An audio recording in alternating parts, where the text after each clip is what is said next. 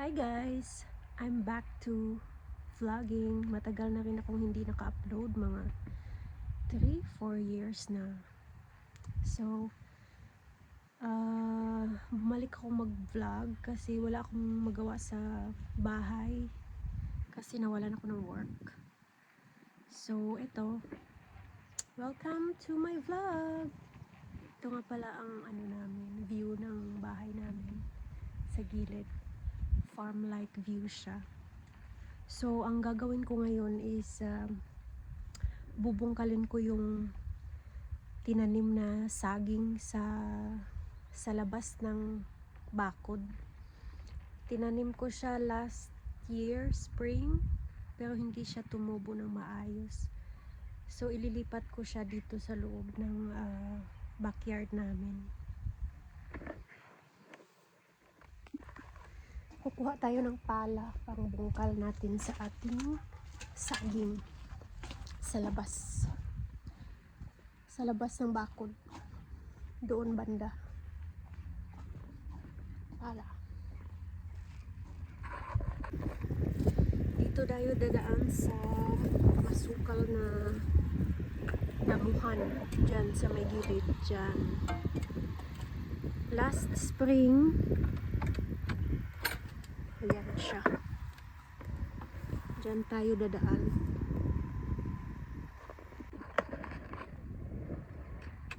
Actually, last spring nilinis ko to lahat.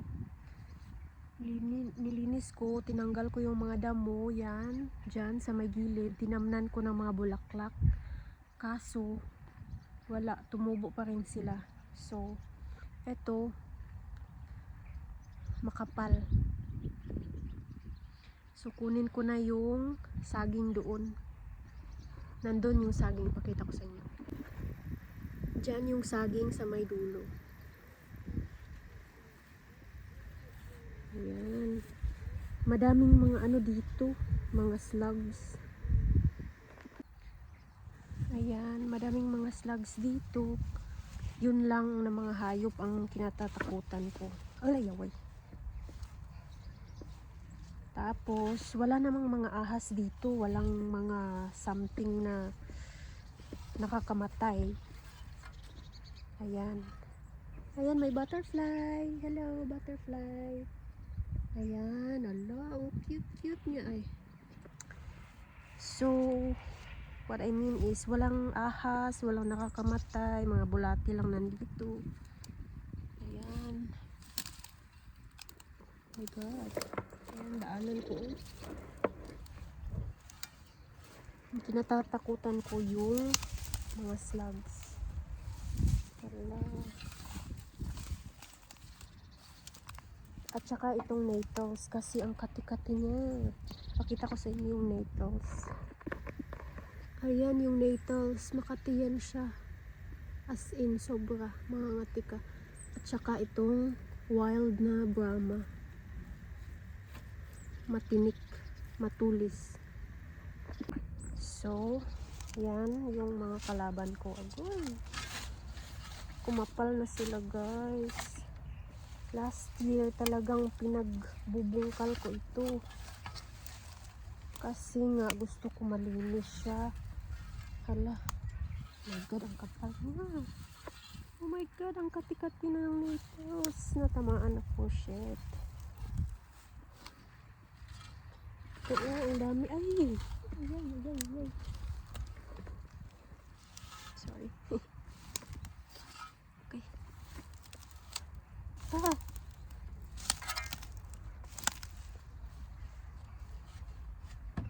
Ito nga palang saging ko. Ito. Ayan, hindi siya tumubo talaga. As in. Kukunin ko yan at nandun pa yung isa.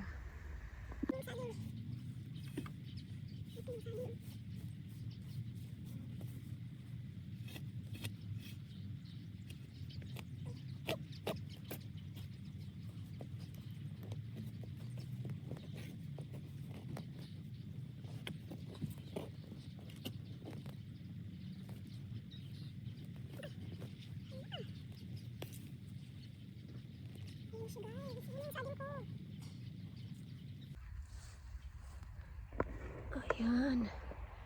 Kukunin ko pa yung isa. Nandoon. Ayan yung isa, oh. Ayan yung natoes. Ang kati-kati. Ito yung isang saging ko. Nasa dulo ko siya nilagay. Pakita ko sa inyo yung view ng likod bahay namin. Farm siya. Ayan. Farming life. Pero hindi kami nagpa-farm.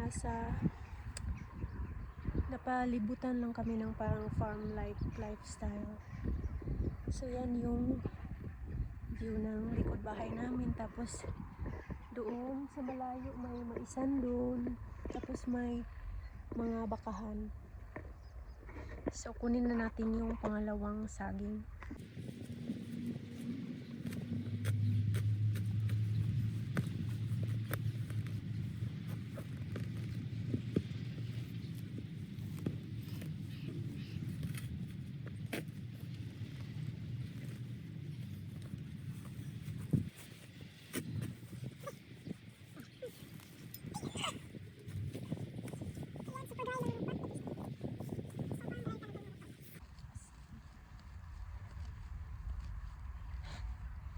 Hindi talaga siya mag-grow kasi ang daming mga damo na nakapalibot. Ayan. Ayan. Super payat talaga. Ito nga palang saging na to is Japanese daw ito na Japanese breed na saging. Ayan. Kaya nabubuhay siya dito sa malamig na lugar. Lilipat ko siya sa loob para maalagaan ko ng maayos. Ayan na, let's go! Mulukso na lang tas kural para shortcut. Kay kapoy na moagi atong sagbutan, oh. Daghan ni tools ug kanang wild nga Brahma.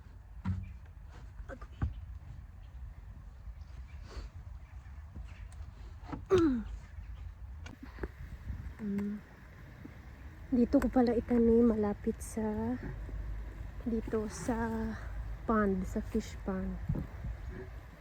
Diyan sa may likod. Para maalagaan ko ng maputi. Ito nga palang fish pond namin. Active na yung mga isda. Ayan. Ayan sila. Fishy. Ayan. Dito. This part. Siguro. Dito. Okay na dito. Diba? Diyan. Ayan. Dito ko pala tinatago yung mga lutuan ko. Lutuan ko ng ang tawag nito mga daing para hindi mabaho sa bahay. Ito, gumagawa ako ng compost para sa garden ko. Dito ko siya itatanim. Sana mabuhay kayo. Oh my God.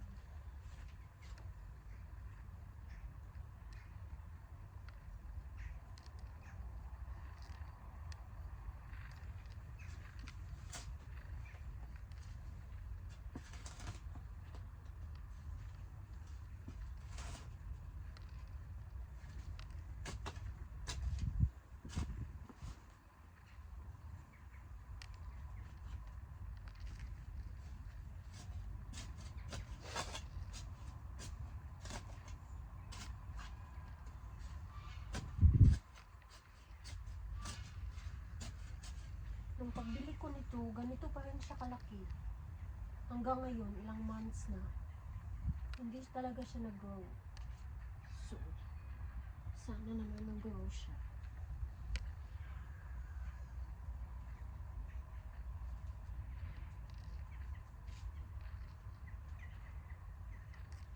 Gusto ko magkaroon ng tanim na saging para magamit yung dahon niya. Kasi hindi ko alam kung nakakain ba tong bunga niya. Wala pa akong experience. Pero so far, nabubuhay naman ito dito sa malalamig na lugar. Kaya, try ko. ko siyang buhayin.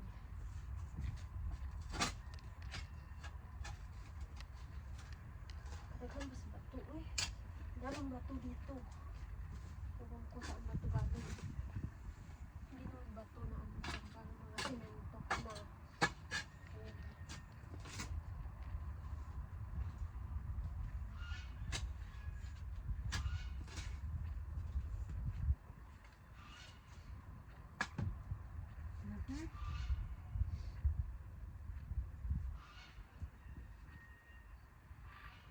Ayan.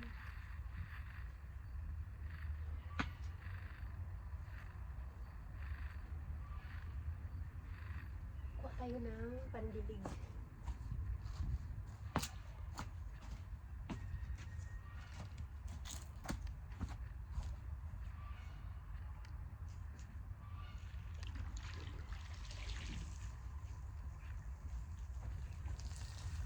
Ayan. Tubig tumula sa fish pond. So, madali lang. Ayan. Saging. Ano, buhay kayo.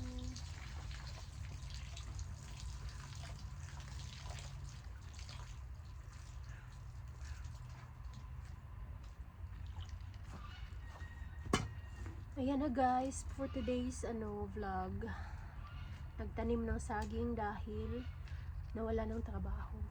So, may time tayo sa mga gawaing bahay at yun lang. See you in my next vlog.